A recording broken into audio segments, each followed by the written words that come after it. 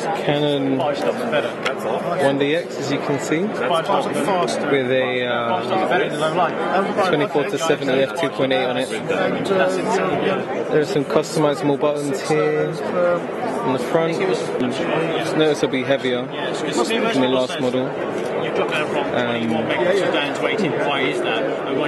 Let's get this on and I'll show you some shots in a second. It's a pre-production model.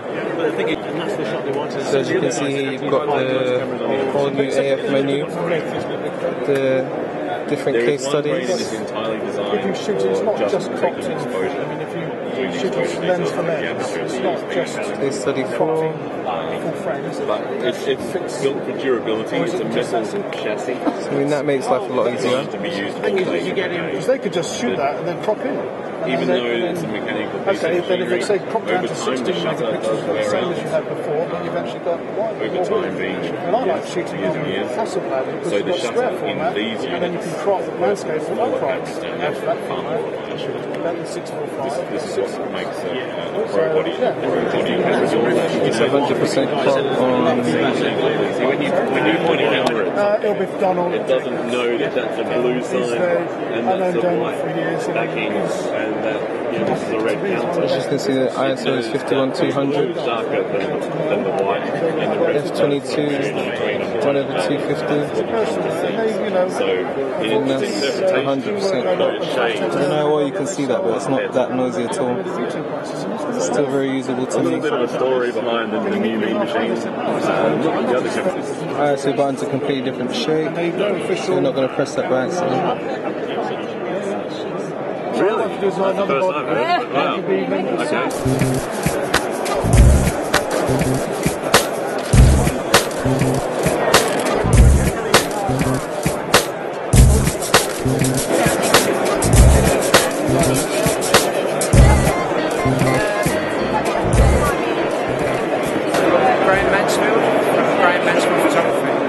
And you just had a chance to play with the 1DX. What do you think of it? Very nice, very nice. I think I better start saving now. I've not long actually just bought a 1D Mark IV, but it looks like I kind of know what the next stage is. And you thinking of selling the 1D4 then?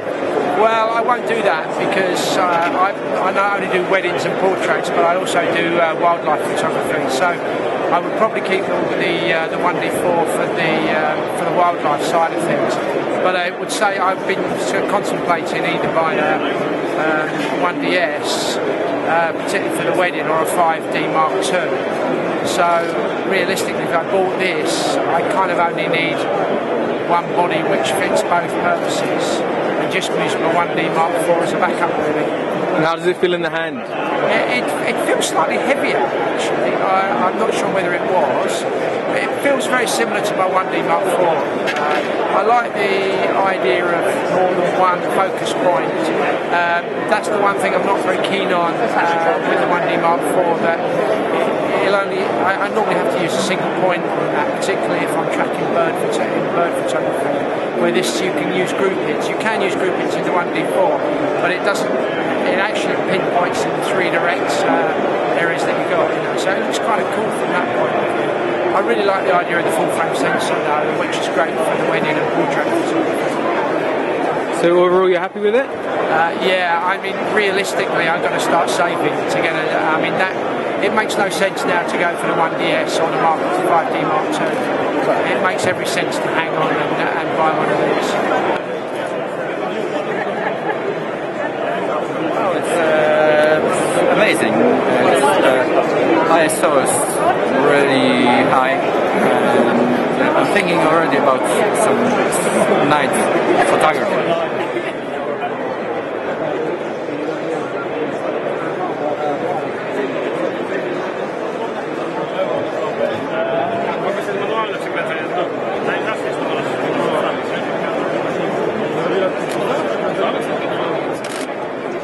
And what's your name? Tom. And what do you shoot with? Nikon, sorry. You just had a chance to play with the 1DX. What are your thoughts? Well, nice camera. I don't need 12 frames or 14 frames. 6, 7 is fine. But then, yeah, the longer you've got, the more you've got, the better. What do you think of the image quality? Well, I didn't look at the raw images, so by looking at the image on the screen, looks nice. And how about the feel of the camera? Well, quite comfy, holding it, and all the buttons are in the reach of the fingers, so active of the fingers. Nice. But you're not thinking about switching systems? No, not yet. Well, the only lens I would switch for would be 85 1.2 because there's no Nikon 1.2 85 millimeters, and that's a really nice lens in Canon. So that would be the only reason I would switch for Canon. That's good.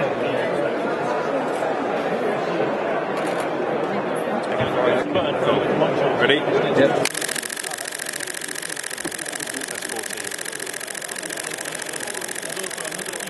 Put it on 12. Good God. It's pretty rapid, isn't it?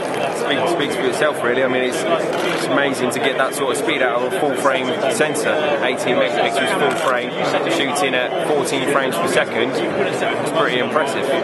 What do you think the biggest difference for consumers will be once they get their hands on it? The AF sensor on it is a massive leap forward compared to previous versions. So 61 point AF sensor with 5 of them being cross type and multi-cross type as well. So the autofocus on it is very, very fast. Combine that with a fast frames per second as well, it's the ultimate camera really, studio and sports. And in terms of filming, what kind of difference do you think will be there?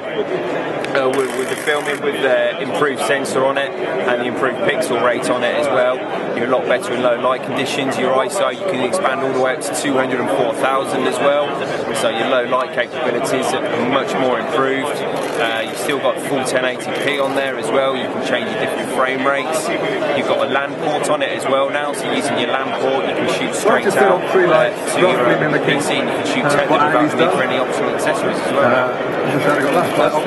Thank you. With speed light 1, that's Group A. Got Group B here, which is going to be a hairlight, gridded hairlight. And Group C at the background is just going to give us some background light. Oh God, you shot up there, did you? Okay. Let's have a go. Now, I want to make sure they're all going to see each other. So if I push the depth of field preview button, that one's on, that one, we're all good. Great. Okay. Oh, he went longer, didn't he? I thought you were trying to knock me over. Yeah, I'm just trying to move that.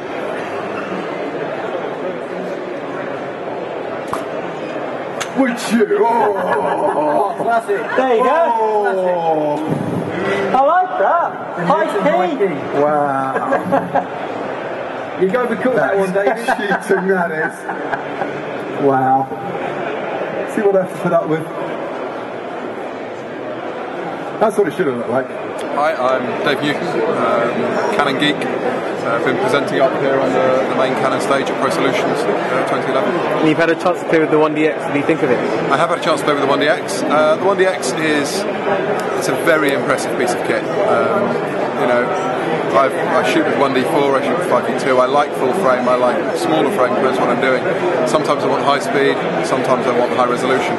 Now I've got effectively one camera, I don't really have to think about it, you know.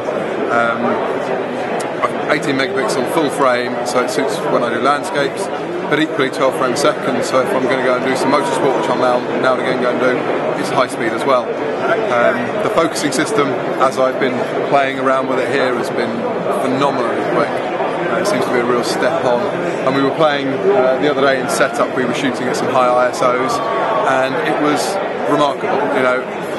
It just looked like, I don't know, shot at 12,800 and the files look usable, and that's a real game changer from you know, from where we've been before. Usually people would say, oh, top out at 3,200. Get a couple more stops at that, 12,800, even 25,600. It just looks, it's so clean and the files are usable that it's just going to open up a whole new world of photography to the people that go for it. And some people have criticised, well, early reports, people that probably haven't even used it, have accused it of stuttering around 5.6. Have you experienced that at all? Not experienced that. I mean, there are very few people that have used them, because there are, as far as I'm aware, very few cameras that exist. I mean, these are all pre-production models that we're using, so if someone's had a comment about the camera, you've got to remember it's a pre-production camera. The cameras that are here, as far as I've been told, are They're very early pre-production, they're going to go back. We won't see production samples for a little while. So I think, you know, we can make comments about what we think is going to happen and what it might be like. We can't make any judgments yet about, you know, if someone says, well, it doesn't do this, it doesn't do that. It's a pre-production firmware that's in there. So there's bound to be glitches and bugs, as with anything in a pre-production sort of beta state. Whereas SD Canon's traditional, you know, I can put my Canon hat on and say it's a great product. I can take my Canon hat off and say, as a pro photographer, I'm going to have to find some money to buy it. Is it going to offer a big benefit? I think it probably will. The resolution is not that much more, and realistically, you know, the 1D Mark IV had enough resolution for most things, but having a little bit more is always nice. The frame rate will be so useful for so many people. You know, we've got Olympics coming up next year, a lot of high-speed stuff going on there. I think people are going to find it a really useful tool. And again, the low light, high ISO performance, and the movie functions as well. So it's got a lot of new movie functions. So no longer, I shoot movies as well, no longer am I limited to about a 12-minute clip. I can now go on 29 minutes 59 seconds as a continuous run before I have to stop it and start again. So from a movie shooting point of view, that's going to prove useful for some people, interviews for example. Other than that, you know, I think it's got some nice features that really take the best of the 1D series and the 1DS series and make them into one camera. That's going to suit an awful lot of people.